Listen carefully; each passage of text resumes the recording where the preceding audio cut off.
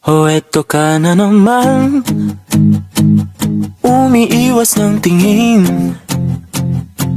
Laging nakatanaw sa mga talat na kadungaw sa bintana. Kailan mo ba magkagawang italiwas sa dilim ang natatanging kagandahan, nababalot ng hiwagang humalina sa akin kahit na ika'y hindi ko maintindihan.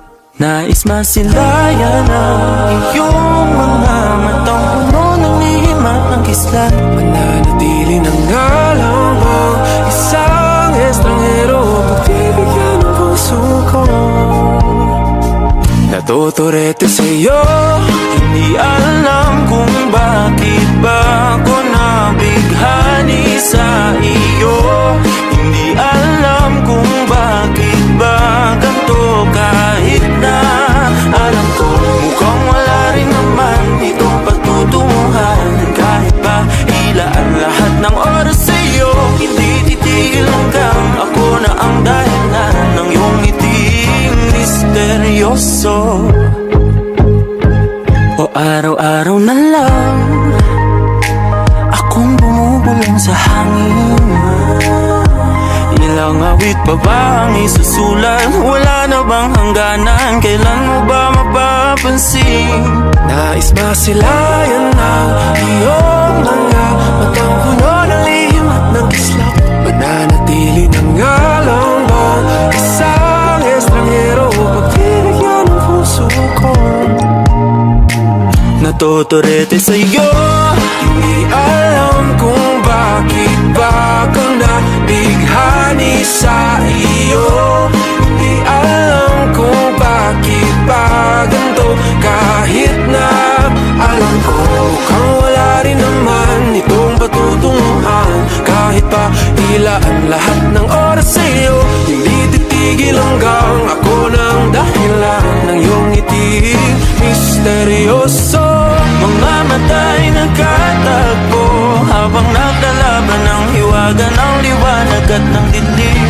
Yung biglang napagtanto na ikaw na rin pala ay narahuyo.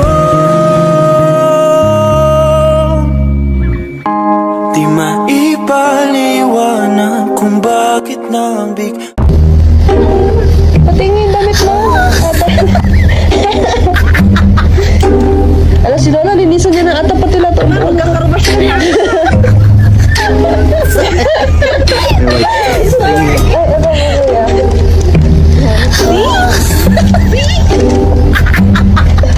Tigil mo nga ako ng isa po guys. Pagdali ko kasi kuya. Eh di white lang yun.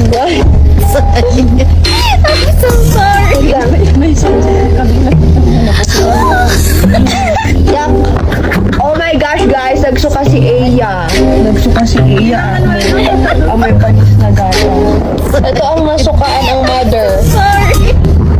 Paano to? Oh my god guys. Talaga, oh my god.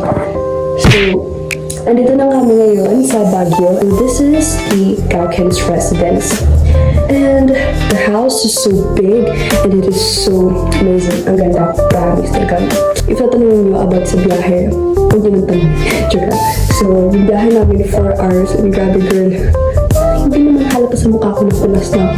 So, yung biyahe namin is 4 hours mahigit, I think, kasi may nag-stop over pa kami, so 5 hours mahigit ka nun. So, hilong-hilo ako, girl, grabe, ang sakit ng mata ko, ang sakit ng ulo ko, nasusukan ako, muntik ako nagsuka.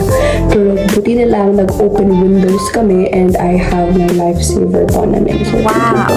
Mas gawin nyo na ako immersion na burn. Just imagine, the 4 hours mahigit, biyahe is no joke talaga. Sobrang nakakahilo. So, swertehan na lang talaga kung hindi ka nakahilo. Dami ko ng daldal about sa biyahe. So, as soon as nakarating kami dito sa bahay nila is nagpahinga kami saglit and inayos namin yung mga groceries. Ang dami namin pinag-groceries kung saan-saan. Sobrang dami ng pinag-groceries. And then, andito na ako sa room. Mag-aayos na ako ng mga gamit ko. I-organize ko na lahat ng mga gamit ko. Yung mga damit ko, mga OOTD kasi girl. Matagal-tagal tayo dito. Next year pa tayo babalik. Pahinga lang kasaglit and I will show you how I organize and fix my clothes.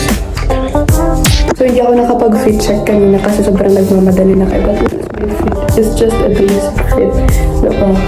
I'm wearing socks, cozy socks. It's a basic fit and I have my pink Crocs here. See, it's a pink Crocs that matches with my cute top. Where's muna ako ng mga gamit ko? So, nilalagay yung mga gamit natin. Putting my clothes here. Malamang, damit. Ano ba ba ilalagay dyan?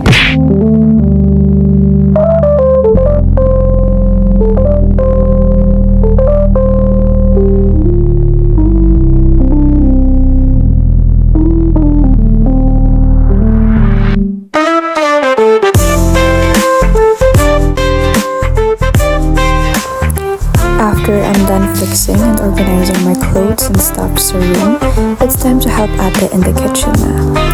We're going to make some sweet desserts for tomorrow's event. So we'll be making mango graham cake and Oreo graham cake and also graham bar and macaroni salad. Sarap!